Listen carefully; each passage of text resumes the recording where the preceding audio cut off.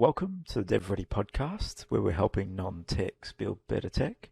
Today we're joined by Yupin Robson. She is the co-founder of Edify Med. Edify is all about sharing knowledge from people in medical industries to maybe the underprivileged sort of markets that can't get access to good information and good sound information and studies today, and then also about changing the language around that. So, giving translations to enable people to learn at a faster rate. Yupin, thank you for joining us. Really appreciate your time. Thank you. Thank you for having me, Andrew. When we spoke, it was pre-Christmas, I believe. I think one of the things that stood out was the inequality that you sort of mentioned across the globe in terms of medical information and what you stood for as a business. Found that quite fascinating. But let's dig in a little bit about you. So, Yupin, tell us a bit about your background and what's brought you to today and how you sort of moved into Edify Med. Okay, yeah. So I was born in Thailand. So our family immigrated to Australia when I was 9 years old. I didn't speak any English when we came, and I sat at home for 6 months learning English from play school. Nice. I'm still fluent in my Thai, which I'm really grateful for that I didn't lose that, which many people, do when they come at that age. Um, so that's kind of my family heritage. I did all my studies here. I mean, you can hear me, I'm pretty Aussie. Pretty easy, yes, definitely. Shocked sometimes when they see my face, like, oh, we weren't quite expecting from um, I studied science. I really loved medicine. I was going to go into med, but life had different plans, and I went to kind of the dark side of medicine, which is industry, and spent over 23 years working in the pharmaceutical and medical device world, in sales, marketing, training, commercialization, all of those things. Um, just pre-COVID, stepped off that kind of big train that just takes you on this really long journey, and started, thinking, what's life outside of the corporate juggernaut. And that was actually where kind of the idea of Edify Medical really came from.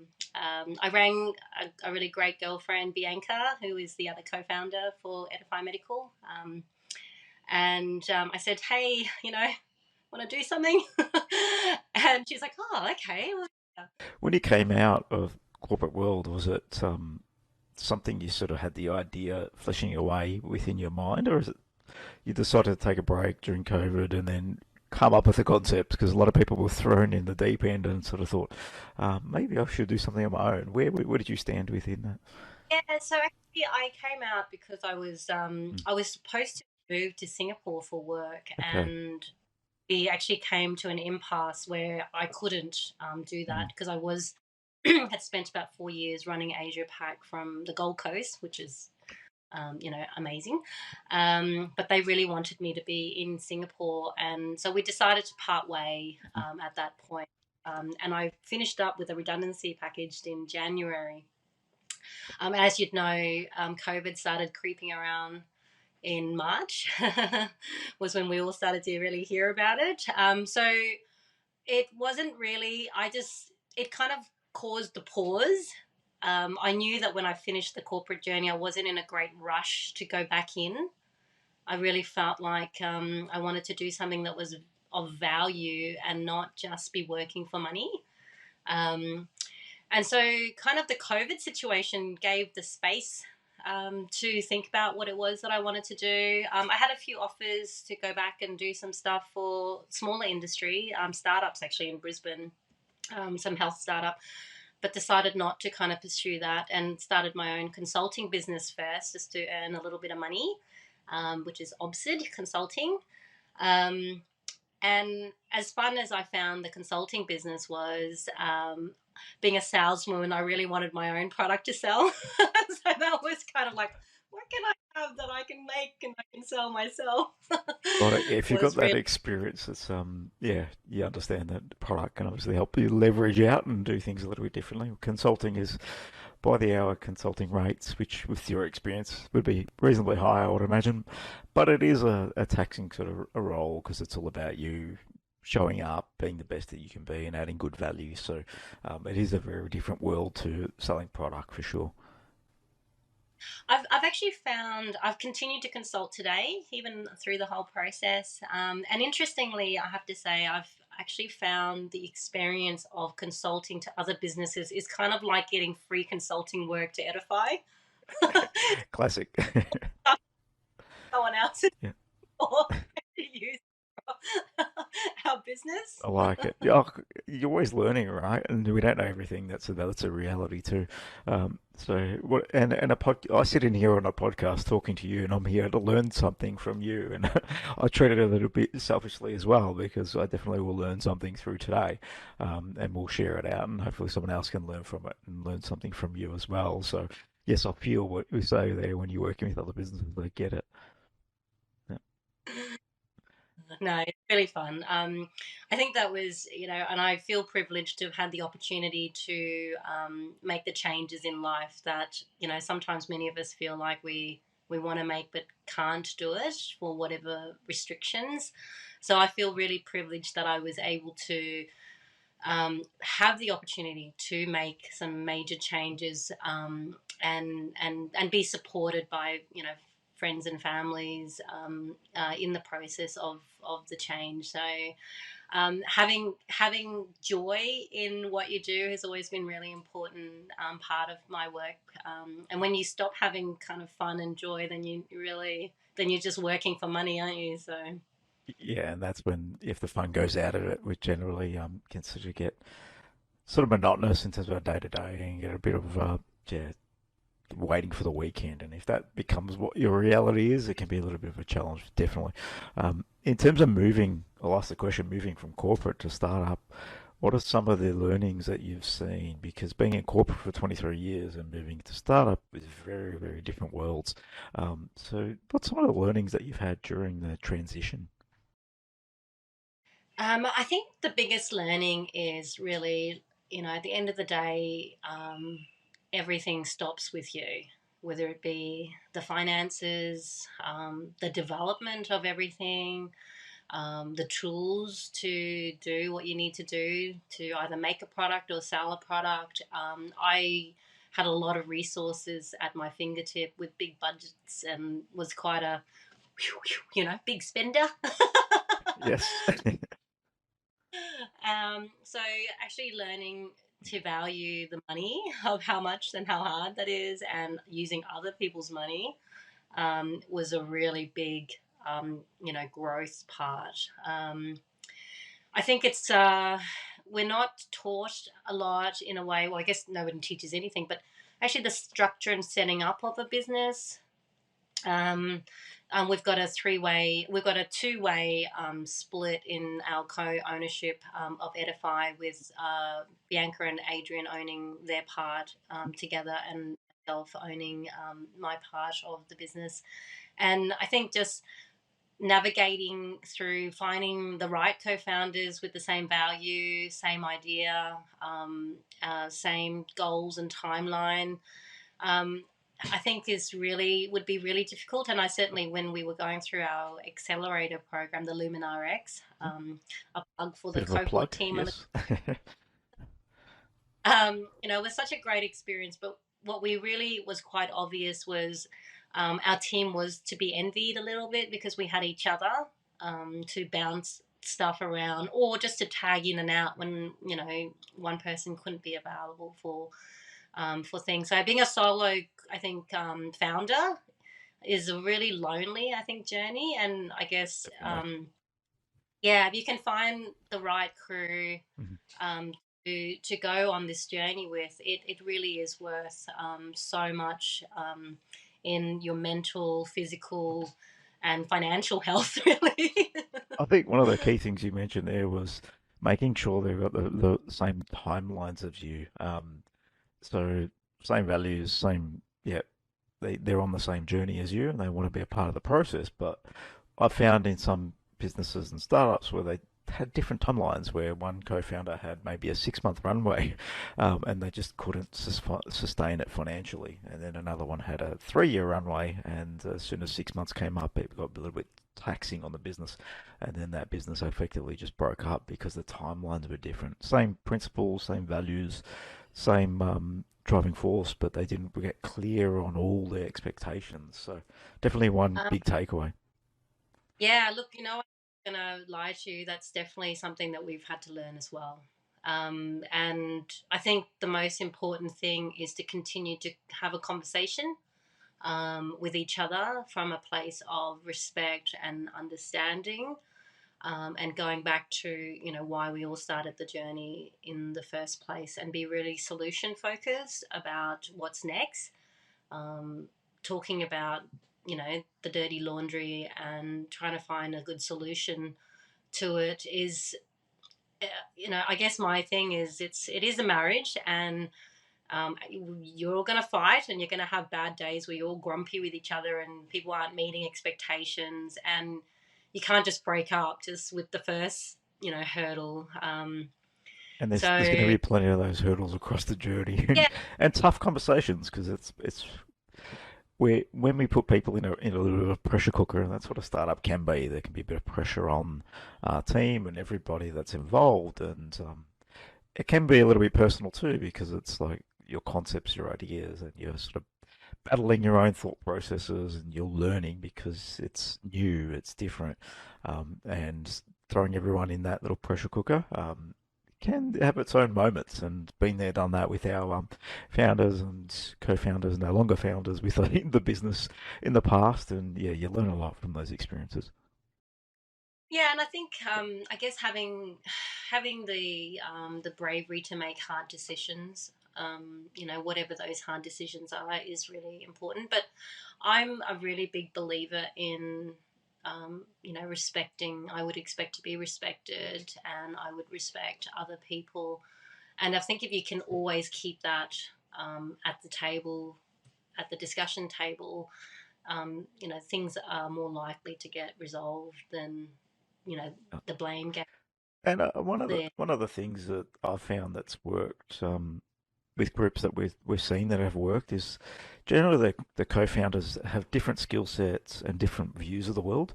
Um, Now, you might find that that would be a little bit challenging because you're working with completely different people. But if you can learn to understand the benefits of each other and the value that you bring, that I've found is the best makeup in terms of a little group, because you will have your sort of battles against each other. But as soon as you can really understand and comprehend how each other works, thinks about everything, how they operate, it's going to put you in good stead. So I found that people that are the same thinking co-founders generally just say yes to each other and keep moving. There's no one challenging the thinking, and that's another issue that you can run into. Yeah, look, I feel like we actually have the dream team, Andrew.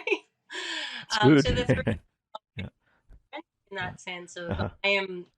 Team calls me the hustler. I'm the Yes. front end. We have Bianca, who's like the super nerd. She's clinical. She's process driven. She's really methodical. She loves sitting down doing ISO. I'm like, oh. Exciting stuff, isn't it? For you, it would be not at all. Yes. Yes. And then we have Adrian, who is, really he's kind of our tech designer background, very systematic in the way he approaches.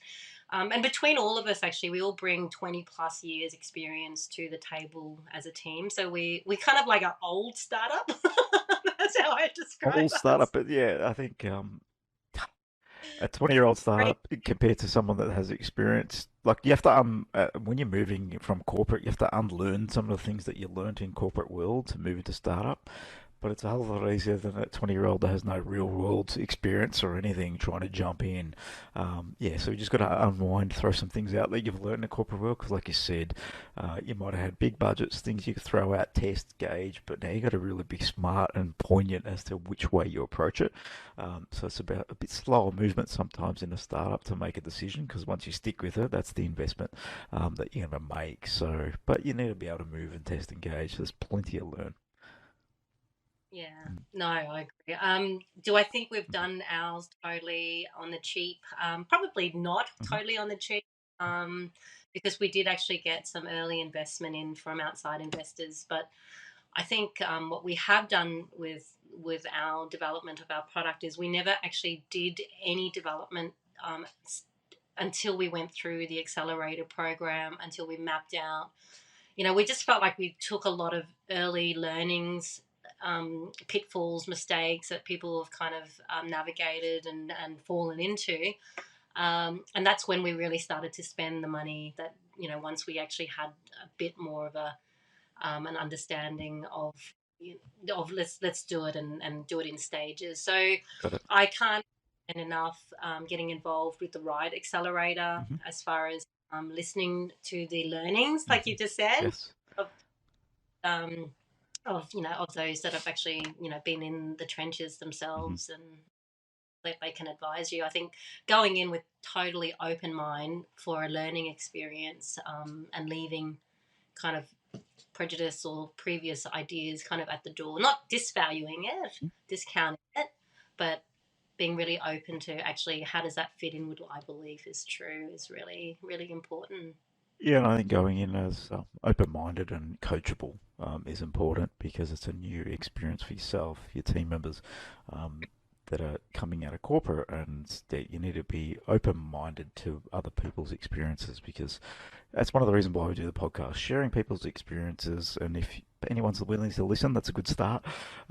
Because if we sort of just think we're on our own journey and we can make our own decisions, there's so much time we can save by learning from others. So I think, yeah, being a part of good accelerators with good mentors and being willing to listen. But yes, like you said, you need to make your own calls. It's your business at the end of the day. So you need to make your own judgments, make your own decisions off the back of past knowledge and what you're learning through the process. Yeah.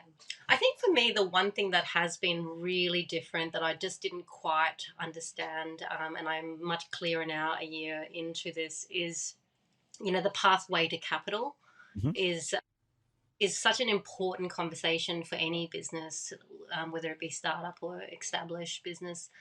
I think that as a startup community, we can really do better to educate business, of the different types of options that are available, the different pathways. I think it's there's a tendency to take down, the angels or the VC route has a much louder gong in the kind of that startup world than other opportunities and other ways of getting capital.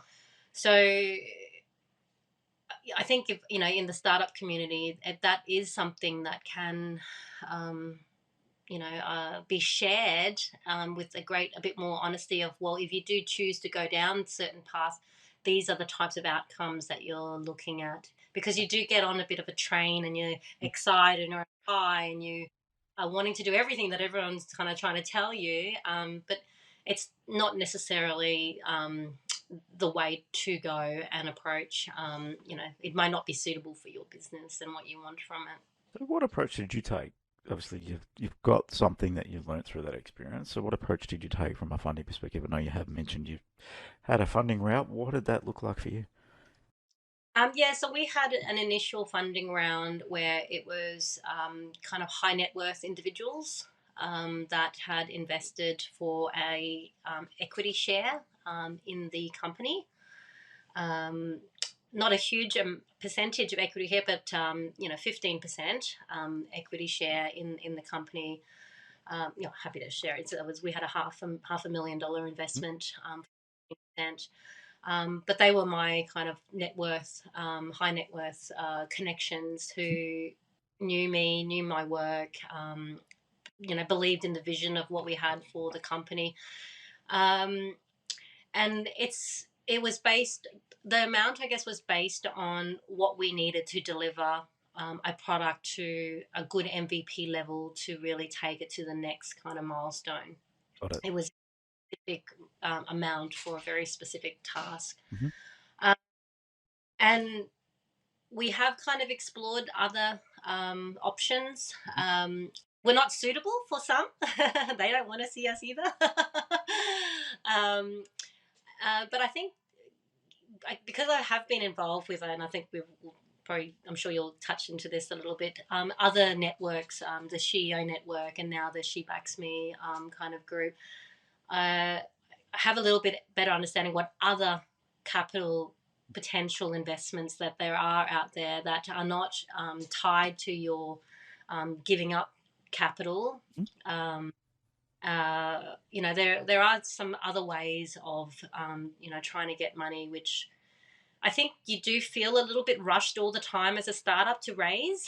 There's just this kind of sense You're of looking for urgent. Yeah, there's urgency. We need yeah, capital to do things to keep moving, and yeah, everyone sort of gets pulled into that. yeah, they really do, Mm. and I get really swept up and caught Hmm. up, and you very emotional and emotive, and um, you feel like that's just what you should do, but and so it's taken a little bit of time to kind of unwind from that type of requirements. And I think a lot of stuff is very much led by a lot of other international ideas, which don't actually necessarily meet the Australian taxation requirements, which are that like the details of how money comes in and how money gets accounted for sounds really great at a high level, but at a micro level and a practical level, they don't actually necessarily work for Australian taxation system. So I think my advice to any startup is to assess every aspect of that really carefully. Your accountant really has to be your best friend in this process. Because they are the ones that are like super boring and will tell you whether or not you can actually do that and what impact, if you do that, will come to you. So, Oh, yeah, because there are challenges in terms of to you release equity to somebody once it's got a value, and then all of a sudden there's a tax implication. There's a number of different things that need to be considered. There's plenty of options. There's R&D tax concessions, but you need a bit of money to spend up front. There's debt facilities, there's loans, there's financing you can do, especially if you're in the world of subscriptions, starting to generate some revenue if you don't want to go back and go down that route. So there's plenty of options. But yeah, I think people need to, like you said, probably just dig in, just have a bit more of a conversation around what the options are, and how they might do that. There are groups that may look at equity deals, especially early on, and do reduce payments, etc. And there's different options, but it's all depends on what level the company's at. Because once you start raising $500,000 at a 15% valuation, there's a value on this business now. So that changes what, like you said, the tax implications of any equity release, etc. for the people that are receiving it. So there's a few things to think about there. yeah, Yeah. absolutely. And Mm-hmm. and I think it's and again, even just the equity Mm-hmm. between the initial equity split. Yes. Um, I think I guess what would I say if I was to do it again? I think there would be very little rush in kind of splitting anything at the front end and having different looking at all of the different ways of which that could be actually Mm-hmm. done. Mm-hmm. But and that's why lots of people have like Yes. 3 or 4 stars. Correct. Plenty of people who go through that journey, one after the other, and getting it right. I think I agree with that. I think the equity splits at the beginning, before anything's done, is a little bit challenging, and I think it all sounds rosy at the beginning, where you bring a team of 3 people together and the expectations are sort of set, but then one person's doing it all, and if someone decides to exit, do you have a plan to get them out, and what happens to the equity? So you've got to think about all this sort of stuff, and unfortunately, at the time of startup, we're in a mode of excitement. We're moving. We're looking to be on the same journey, but we don't think about what if things change. And yeah, that's something that not many do. Reality is probably 10% of them do it. I mean, we've said it offline. Yeah, It's just that you get married and you yeah, like don't think yes, it exists. correct. It's the same in business. So Exactly. it's the same thing. Like, whoa, what a messy exit that Yeah, was. yeah, got it. But yeah, that's the reality. We're just happy to get in and start, and yeah, no one's thinking about exit. I reckon, yeah, 5-10% people tell me about exit. No one does. They're thinking about how they exit and sell this business. Everyone thinks about what sort of dollars they want when they want to exit, but yeah, no one's thinking about what happens if a partner wants to exit, or you need to get an investor out. What is the process? Yeah, no one really thinks that through, so that's something they can flag. Um, yeah, I don't think anyone talks about it. Yeah, That awkward prenup. it is. Get it? It's exactly what it is. So in terms of yeah, you mentioned a little bit on CEO. You're a bit involved in that. Group. Tell us a little bit about that. It is International Women's Day as we're recording this today, so it's probably fitting to have you on the podcast and talking a Yeah, little thanks. about SheEO and what the importance of that within the community and She Backs Me and all these things that you're involved in from an investor's perspective. Yeah, I'd love to hear about that world from you. Yeah, I'd love to share this with you. So SheEO started in Canada 7 years ago. Vicky Saunders, a real visionarian, I think, in the way she viewed how women were really, not getting access to funding comparable to their male counterparts when it came to venture capital or any kind of investment, and all of the challenges that came with that, whether it be um, the business ideas just didn't resonate with the wall of men who were, looking at the business ideas and didn't really understand why that business would be exciting, period undies or something. Yeah, they wouldn't get it, and I think there's a lot of challenges in that world. It's yes, you've got men running venture capital groups. That's the majority of making decisions on things like that, and they really have no place and understanding and concepts and some of those things. But yeah, there's quite a Yeah, bit to that. and women do think different, and we do Mm, different. And so CEO really kind of came from that philosophy. mhm. And what he has created is a collective group of women who are underpinned by one philosophy, which is radical generosity. We all believe and believe in the ethos of radical generosity, where we pay it forward to our, our female peers if we can. And what that looks like is we actually donate $1,100 every year. It's not tax deductible. It's just you activate and become part of this community, and then that money actually gets pooled, um, collective, and it is then used to fund five businesses. So here in Australia, we had a funding pool of $500,000 that was decided earlier this year. Five businesses, women led, women owned businesses, and the terms for that is interest free for 5 years. So And that's an example of a different type of funding route. And yeah, no, it's quite a. When you told me about this, I didn't know the detail, and I thought it's quite fascinating. And I think it's a great initiative in terms of adding value to people that are trying to make a difference, and having all females involved in this process is yeah, hats off to that concept getting through and actually growing in Australia as well. I think that's So, in Canada, the idea is to eventually create a perpetual fund that grows and grows and grows, because we've had almost 100% payback. So that's almost unheard of in the world of financial repayment, where so the business yeah. in loan have, I think there's literally one in all of the time that has not paid that Been, money back. wow. And what do you think is the reason for that? Is it the way it's vetted? What is the reason you think that that actually happens? I think it's the again the ethos you apply for. It's literally five questions. Tell us about what it is that you're doing and why is it going to make a difference to the world. you know, Yeah, how will this affect the people? And like, there's all these questions that you just wouldn't really get that would be important. got it. Um, and then the finalists, you get semi-finalists that are put in, and then actually all the activators review the businesses and they vote, Mhm. and then they go to the finals, and then all of the activators actually then review and then select the final five. But in that process of going to the finals, the finances are all reviewed. There is a minimum you have to bring in at least $50,000 a year in revenue, so it's not like an early startup, no revenue, but it's 50,000 a year And so all of the finances are checked, that everything's legitimate, the structure and the business is good, and they go into the final. The activators then all vote for the final 5. And then the final 5 then go away for a weekend together. Yeah, And this was fascinating. You described this. they talk about how they should split this money amongst themselves. Classic.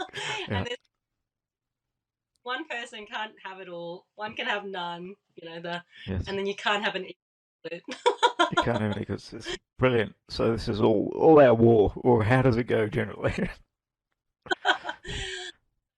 It is a community. It is a pay it forward, a mentor. You help each other.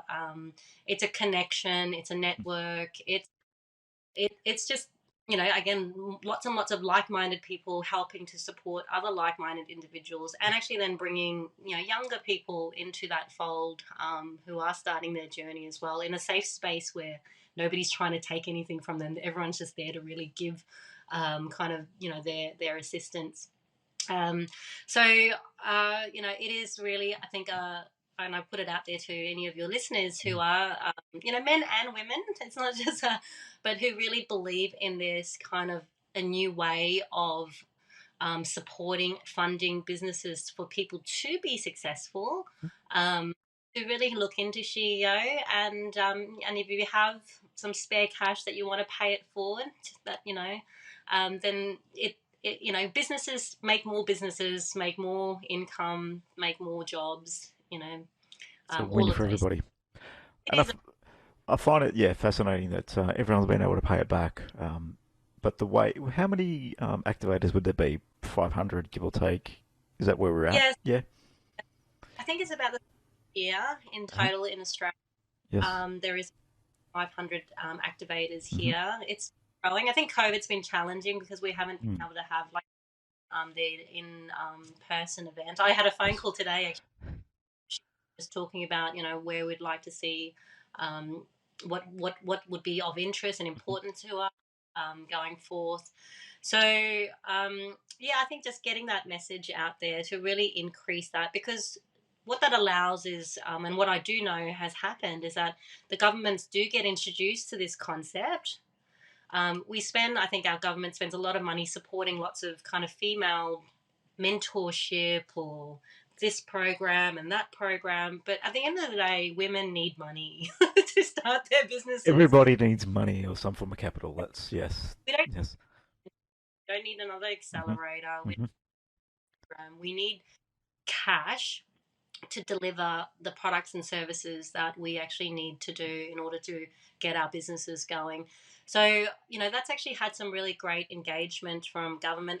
But it is so different. It is a really different way of looking at It's money. unique, definitely. It's, Very unique, yes. And I think the fact that it works is, yeah, it says a lot. I think there's a little bit in it. There's a bit of a group review, and I think that's important because sometimes a review of 2 to 3 people looking at one thing can leave a lot of challenges. But if you've got 400, 500 people voting on something based on their past experience, maybe that herd mentality or thinking actually helps the process. Find that fascinating that it's all working but pretty if you, smoothly. Andrew, women Mm. actually repay their loans. Yes. Like when you look at Yeah. just statistics in general, Hmm. um, women-led businesses Yeah. have much better stats, Hmm. success, and revenue. Hmm. So it really is, I feel like, a no-brainer that we divert some of the money into Mm. these people who have really good stats. Does make a lot of sense, doesn't it? And in terms of being an activator, can you be a male activator, or is it just a closed to fem? You can be. Yeah. It's definitely Those something, yeah, I'll share a lot about, especially given what day it is today. We'll share this out and just get this message out as a part of the podcast predominantly. radical Hmm. generosity. Yes. What is the Mm. absolute core, Hmm. war cry for us. Oh, brilliant. I think it's, yeah, it's a great great initiative, and I think that's yeah, it's pretty good to see that it's happening in that way, and it's quite unique. It's I've heard of no other group that does that. I think it's very unique. And they said zero interest money too, so I think that's yeah, it's all about just backing some people that probably you have a bit of faith in, and you feel like they're going to make a difference. And obviously, when you're voting, you're going to appreciate those 5 questions, and you're going to agree with the ones the most that you vote for. So it makes a lot of sense. Yeah. Mm. And you tap into the Mhm. amazing Yes. work knowledge. Hmm. Like there are so many talented Yes. people out. You don't even realize how talented they are. Mm. And when you have that group, you can just go, I really need some help. Someone can bounce. So I was helping somebody from Canada, some sales stuff. Like you that knowledge of people who are really willing to share those knowledges with you. It is really unique. Yeah. Hmm. Oh, very, very good. So tell me a little bit back to your experience. Now, one of the things that you sort of tapped in was picking team, and I think picking a team is very important, especially our co-founders. What approach did you take when selecting team? Is it people you work with? Did you meet them in accelerator groups? How did you go through that selecting of who you work with and who's going to be a part of the co-founder journey Yeah. with you? So my experience was and it's funny you mentioned before, people with the same similar personality, just you kind of. So there was always one person I always wanted to start a business with, but we just tried. It never just went anywhere. It was really weird, like Yeah, really both amazing sets of skills, and I just wonder whether it was because we had the same set of skills. interesting. That's why. Um, I kind of stopped trying to push that boat. I rang Bianca when I heard that she got her redundancy a few months later after I did. Okay. And So it was did you work they together in the past? Same company? at Medtronic. Yes. Actually, I had Bianca into the business Okay. many ago, and then kind of mentored her into taking my role as I moved through the company. So I already knew, her skill sets, who she was as an individual, and because I was wanting to do something around the education space, uh, it made a lot of sense that those were the skills that she also had, and I really liked her as a person. And then the fact that she had a redundancy, I was like, well, you've got nothing to do, haven't you? So I rang her at 9 o'clock. She's sitting having her first not working cup of coffee. Yes. She's already getting phone calls or something to do. Brilliant. What are you doing? You want to do? Um, so that was kind of our initial conversation. And she's like, all right, we'll come and have a chat. So our chat was like a 7-hour brainstorm chat from let's just have some GP meetings and get a specialist to come in and talk, which is like basic bread and butter stuff for us. Well, that kind of sucks because people can't come because of COVID. Well, let's stream it. Okay, well, yeah, we should stream it. Okay, well, no, we should just record it for afterwards. And then it was like, well, do we even need to have a meeting if we're recording? And it kind of just, and this is so unfair that it's just in English wrong with us because I was talking to her about my experience in Asia. So I'm bilingual Thai.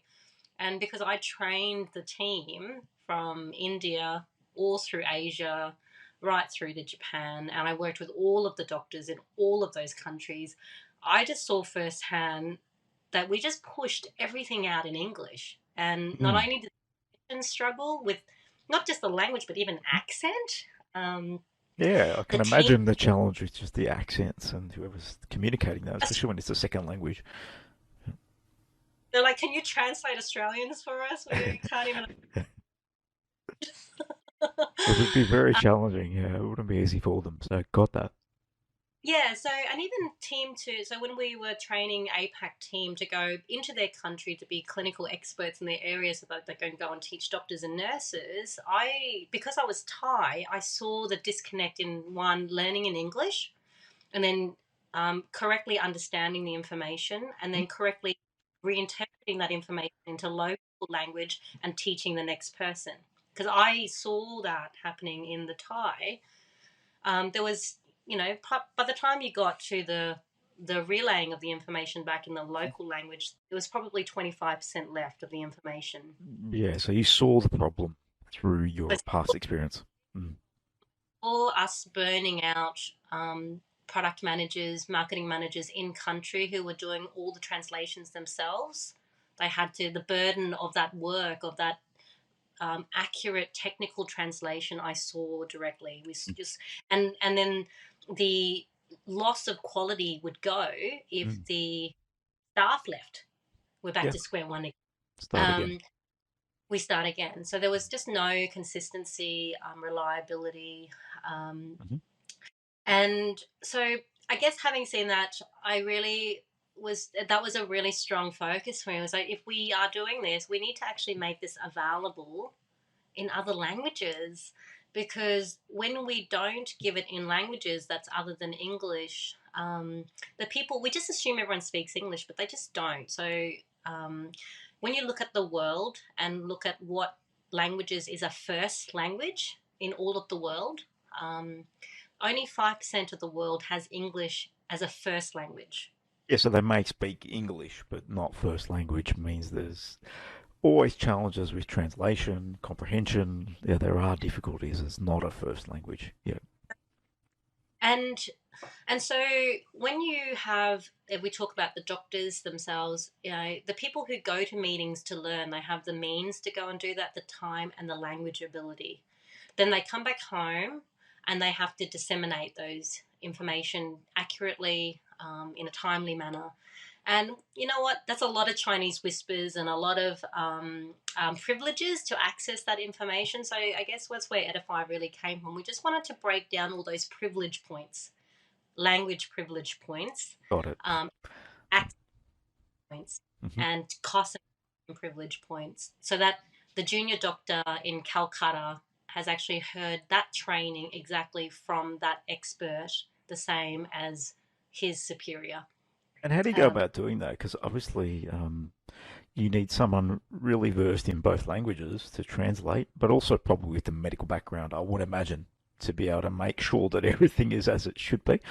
So how do you approach that piece? uh, yeah, so we, a little bit naively at the beginning, As we all do as you walk into the world of startup, but yes. we just made this assumption Uh, that, um, you know, if you use companies, that you could actually get some quality. okay. Um, found through our own personal experience and cash outlay is that many of Yes. these organizations use machine learning. Mm. Um, and because we did all of the tests in Thailand, Thai first, and I can read Thai, Yes. I can quality of the work. That's probably a good place to start where you can actually verify because otherwise it's very hard. Yeah. As my speaker Yeah. is clearly a man, and Yeah. every single text is referring to a woman as a speaker, I was like, oh dear. Oh, good. Okay. So we didn't mean to actually become a translation specific company, but we've actually Mm. had to be, and Okay. built the resources and manpower to deliver on the accuracy, and specialist knowledge that's required to do this. So we actually have literally called to arms, you know, the medical community to be part of this journey. What's been a really interesting and exciting thing that we've learned in the process is how much they value that. People are learning Yeah, themselves. that's a positive, isn't it? Yeah. It's orthopedic surgeons translating other orthopedic surgeons. Mm. They feel like they're learning from people that they wouldn't get that information Mhm. directly from.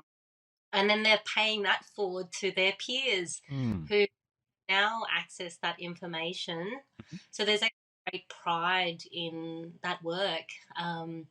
So that's been a really interesting kind of discovery for us. So that leads to kind of the, you know, the overall secret grand plan of Edify Medical is that in all of the translation work we're doing, we're collecting all of that accurate data as well as the inaccurate data as benchline, and we're going to be working to power medical AI translation, you know, for the future. That's a big Uh, vision. Got it. Yeah, it, because obviously people doing it needs to be done now, but long term, can you get to that point? And I think it's all about how much data you have effectively. exactly, and that's, no one's got the data, so No, we that are data doesn't exist. Mm. collecting and building that data. Mhm. base to. So we have a purpose with the process that's not just what people do. It most translations done now, it's just done and that's it. That's on one sheet of paper, and that's a complete waste of time, resources. It's in one moment, whereas we're hoping to actually make that continue to live and breathe its own self and come back to benefit everyone else in the future. Oh, brilliant. Now you're a translation company, effectively, backed by some technology that actually distributes the content. How did you go about finding your technology co-founder? Because we haven't talked. It was Adrian, I believe his name was. Yeah, so Yes. Adrian and Bianca are partners. I didn't really Hmm. understand.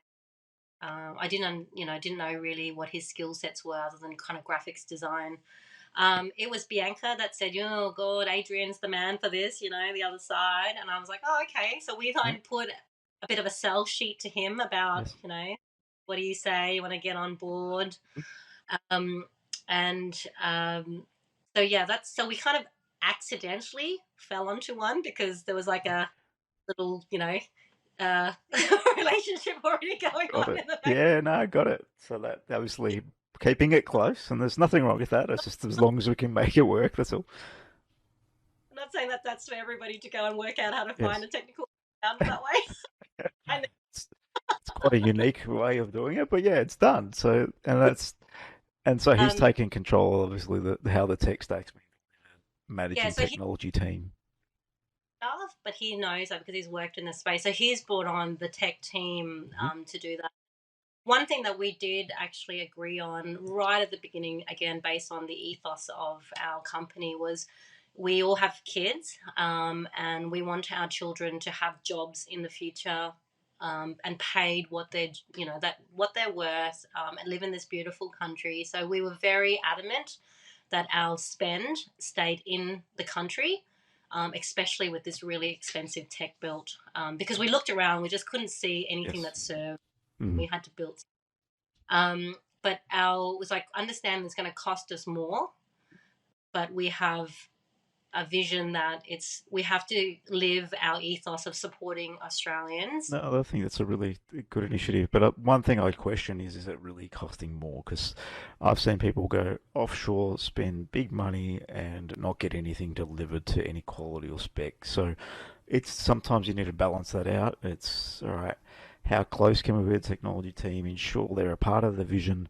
Ensure they understand what we're about as a business, because that buy-in is more important than saving a few dollars here and there and then hoping you Oh, get back what you want or what you expected or what that you imagined. So there's a bit in that. yeah, you're absolutely bang on. I think that we've spent no. Do I think the value and the engagement and the enthusiasm and the passion, we're, they're not just people behind computers. They actually really live and breathe the philosophy of the company. We want them to be part of the future of the businesses. And because we've built a platform, now we actually have not just Edify Medical, we have a platform as well that has all of the power to deliver this service to other needs out there, and I feel like we've saved time and an absolute fortune, um, kind of in even I won't even say long run, in the short run, because we haven't actually gone overseas. Mm. Yeah, no, it's fascinating that whole overseas, onshore, offshore sort of mix and how people go about it. Um, Generally, I find that the offshore experiences can work if you've got someone there or you've got someone really close that can actually understand the technology, what's coming back. There is a translation problem too that you've got to be conscious of, because culturally offshore is very different to how, if you're in Australia, very different to how we operate and how we think. So there's differences in translation of, if there's a problem, some cultural backgrounds will not raise their flag and say, I have a problem, I don't understand something. They'll spend weeks trying to figure it out on their own accord. So there are these challenges that you need to be abreast of if you go down that path. Not saying anything against offshore, onshore. I think you can deliver from all fronts, but yeah, if you are in the position to stay mostly onshore, it's generally a lot smoother. But yeah, it's still having that technical co-founder. will then give you a lot more uplift and be able to deliver this thing because they can keep And their eye on it. worth paying for one. Hmm. That's Yes. one manager that you would put on a building site. That's Yes. what I would spend money on. Absolutely. Yeah, and if you don't, you're sort of in a position where you're managing a project which you may have had project managing experience, but you've never managed tech. You don't understand the challenges in tech. You don't understand how quickly things should move, shouldn't move. It is complicated. So technology is a complicated little beast. So yeah, getting somebody to help is definitely a given, especially non-technical. I do have one piece of advice that I think I've learned recently, and Yes. it's because I'm a great tech co-founder that has avoided this problem, and I've seen this over and over again with colleagues who've gone through the program with us, and kind of on a lot of the channels that I'm part of. People talk about when you break up with your tech team about IP, who owns it, and all of those really challenging kind of breakup relationship and accountability. One thing that we have done, and I'm so grateful for, is that all of our tech has been all built on our accounts. Um, so the developers have access to do all of their work on our accounts. So Edify owns every bit of technology on every level, from the video through, and that's something that's not often, people don't realize that. They just say, I would like this built, and off the guys go and they're doing their stuff. But it's actually sitting on their accounts because it's probably easier because they've got all their stuff on their place. And but when recently a very good friend has had to break up, she can't access any of that stuff. Yeah, Like it's that's scary. I've heard people that have lost hundreds of thousands of dollars to teams that they can't get this code back, and yeah, advice that we didn't learn accelerated. If I could, yes. if one message I can impart here today, all development, those should be your account. You own it, and they build it in there. Yeah, and I think it's good advice. Like even your hosting providers, if you're using AWS, yeah, your Azure's of the world, own the keys to that. Yeah, we do that for our clients. We run a tech business, our own products and bits and pieces. But if we're developing something, yes, we give them the keys because you want to be transparent. And IP is important to understand. There's a lot of IP challenges if you don't really understand the detail. As a coder, if I'm writing something, I effectively own the IP unless I sign it over to you. So it's important to understand that. And what does that mean? I'm writing the book effectively, so the knowledge is coming out of my head creating the code. Some people get stuck in positions where they may own the final product, but they don't own the underlying code base, which means the whole value of their business is really shot in the foot because they just got their outstanding product. If they want to build on it, they can't, and I've seen people had to start again. So there are a lot of grey Lots areas of in that space. an understanding there. That's Hmm. that's if anywhere that I've Yeah. seen where Hmm. gets way too much is definitely there. Yeah. And we again feel really grateful Mm. that we had an experienced person helping navigate the business through those really just completely unobvious to me challenges. Well, if you're Yeah. not aware of it, it's like anything. What's out of your what you don't know, you don't know. That can be this space of being non-technical. Having someone you can rely on is important. Whether it be your tech team, your advisory team in the technology space, or that co-founder that comes in and helps guide that. But in the end, you need the right person in the team. So, and you wouldn't know that until you go through the journey either. So sometimes that's a little bit of a tricky one. But there's plenty in that. Yupin, this has been a pleasure having a conversation. I think we're getting close to an hour, so might start winding up and just. I think there's been a lot for people to think about in this conversation. How do we pick co-founders that we're working with?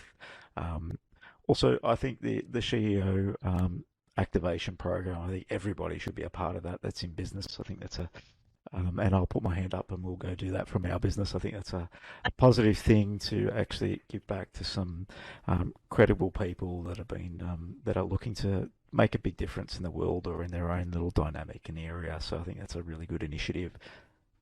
Next year directly. I won't Yes. lose that. No, definitely. Send me everything you need to do. I'll go through that process. So I think that's It's an amazing little initiative, and I quite that. That's and on International Women's Day, I think it's a really good thing that we can share and talk about. So, thank you, Yupin. Thank you so much, Andrew, for having me on the show and let everyone know a little bit about Edify Medical. Yeah, in terms of anyone wants to learn more about Edify Medical, how might they reach out, and what's the best place to get a hold of you? Yeah, so you can find us both on the websites at edifymedical.com.au. We're on LinkedIn as well. Find us through there. Love you to just jump on and actually download the app, Edify Med, on the App Store or Google Play. Give us some feedback on it. That would be great. We're populating all the Thai onto that now, so it's all got all the in the English. So that would be really amazing if we can actually see and get some feedback on our product. But yeah, that's how you'll find us. And please come and say hello. And if you think that we can help you communicate your business in other languages, which is something that a lot of people don't think about, come to us. We're all in health and we're all in tech, and um, there's a big world out there who in a really big market who do stuff in other languages other than English. Yeah, I know. I think when we're in an English-speaking country, it can be a little bit maybe daunting to think about that too. But yeah, if you've got the help that you need, and a group like yours definitely can assist. So you can really appreciate you coming on DevReady Podcast, sharing your journey to date. Let's check in a year or so, because I'd love to hear how it all progresses, because I think there's big things in your pathway. So yeah, good luck with everything, and look forward to speaking soon. Thank you. Thanks, Yupin. See you.